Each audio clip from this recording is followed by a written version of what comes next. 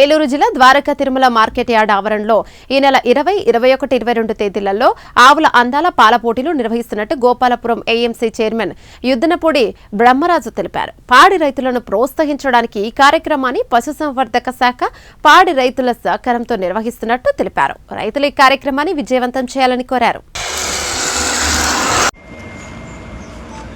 మన భారతీయ జీవన విధానంలో ఈ ఆరోగ్యం పట్ల మన అనాదిగా వస్తున్నటువంటి మన పెద్దలను చూసి మనం నేర్చుకునేది ఏంటంటే వ్యవసాయంతో పాటు పాడి పంట ఇవన్నీ కూడా ఉండి పుష్కలంగా ఉన్నప్పుడు మనందరం చాలా ఆరోగ్యంగా ఉన్నాం. కానీ ఇప్పుడు కొత్త వంగడాలు హైబ్రిడ్ వెరైటీలు అంటూ ఈ పాత పద్ధతులను మనం ఎప్పుడైతే దూరంగా పెట్టి ఈ శాస్త్రీయ పద్ధతులకి అనుగుణంగా ముందుకెళ్తూ పాత పద్ధతులను పక్కన పెట్టామో, ఎప్పుడైతే ఈ మన పాత పెద్దలు అందించిన అవన్నీ కూడా మనం ఈ పశు సంపదను కూడా పక్కన పెట్టి కొత్త జాతులకు వెళ్ళడం, వాటి నుంచి వచ్చేటువంటి పోషకాలన్నిటికీ దూరం అయ్యి మనం ఈరోజు అనారోగ్యం పాలవుతున్నాం. ఇవాళ చూసుకున్నట్టయితే తెలుగు రాష్ట్రాలకి చాలా ప్రతిష్టాత్మకమైనటువంటి ఒంగోలు మరియు పొంగనూరు జాతిని కూడా ఈ రోజున నిర్వీర్యమైపోయే పరిస్థితి ఈ రోజున మనం చూస్తున్నాం. కానీ వాటి వల్ల ఇవాళ సేంద్రియ వ్యవసాయం అనేది ఆ పశువులు ఉన్నప్పుడే ఈ సేంద్రియ వ్యవసాయం చేయగలం అనే దాని మీద అందరూ కూడా ఇప్పుడు మళ్ళీ కొత్తగా ఆ నిర్ణయానికి రావడం, అందరిలోనూ మార్పు స్పష్టంగా కనిపిస్తుంది.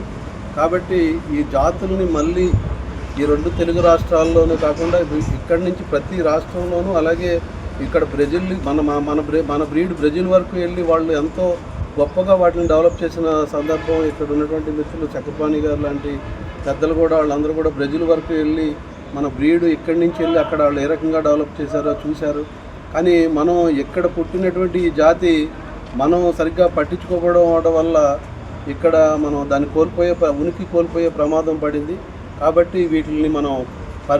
వీటిలన్నింటినీ కూడా మనం పరిరక్షించుకునే విధంగా వీటికి ప్రోత్సాహం కల్పించే విధంగా మనం వీటికి ఒక పోటీలు నిర్వహించే విధంగా ఇప్పటి నుంచో ఈ కార్యక్రమం ద్వారకా తిరుమల దేవస్థానం సన్నిధిలో ఈ వ్యవసాయ మార్కెట్ కమిటీ ఆధ్వర్యంలో ఇది జరుగుతూ వస్తుంది.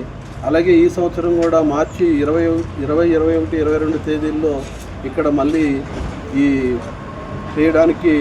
కార్యక్రమం చేయడానికి గో సమ్మేళనం పేరుతోటి ఈ కార్యక్రమం చేయడానికి నిర్ణయించడం అయింది. అలాగే దీనికి సంబంధించినటువంటి వివరాలన్నీ కూడా మిత్రులు చక్రపాణి గారు మీ అందరికీ అందిస్తారు. దీంట్లో మన ద్వారకా తిరుమల దేవస్థానం వారు కానీ, ఇక్కడ మా వ్యవసాయ మార్కెటింగ్ నుంచి మేము కానీ, అలాగే ఎమ్మెల్యే గారికి కూడా ఈ కార్యక్రమం మీద ఆల్రెడీ మాట్లాడడం జరిగింది. ఆయన కూడా 100% ఈ కార్యక్రమాన్ని ముందుకు తీసుకెళ్దామని చెప్పడం జరిగింది. అలాగే పశుసంవర్ధక శాఖ వారు కూడా ఈ కార్యక్రమానికి వాళ్ళందరూ కూడా ఇన్వాల్వ్ అయ్యి ఈ కార్యక్రమాన్ని నిర్వహిస్తారు. అలాగే ఈ 3 రోజుల కార్యక్రమాల్లో బాగా ఈ ప్రకృతి వ్యవసాయాన్ని బాగా చేసిన రైతులను గుర్తించి వాళ్ళకి సన్మానం కూడా చేయడం జరుగుతుంది. గతంలో చేసాం, ఈసారి కూడా అలాగే ఈ కార్యక్రమం అంతా నిర్వహించడం జరుగుతుంది. కాబట్టి రైతు సోదరులందరికీ ఈ యొక్క కార్యక్రమంలో పాల్గొని రాష్ట్ర వ్యాప్తంగా తెలుగు రాష్ట్రాల్లో ఉన్న ఈ 2 జాతుల ఆవులు కానీ గిత్తలు కానీ వీళ్ళందరూ కూడా ఈ యొక్క కార్యక్రమంలో పాల్గొని మీ యొక్క పశువుల్ని ఈ యొక్క కార్యక్రమంలో ఈ అందాల పోటీల్లోనూ పాల పోటీల్లోనూ ప్రదర్శించి మీరు ఈ కార్యక్రమాన్ని జయప్రదం చేయవలసిందిగా ఈ యొక్క మీటింగ్ ద్వారా మరి పెద్దల సమక్షంలో, మరి చైర్మన్ గారి సమక్షంలో తెలియజేయడం జరుగుతుంది.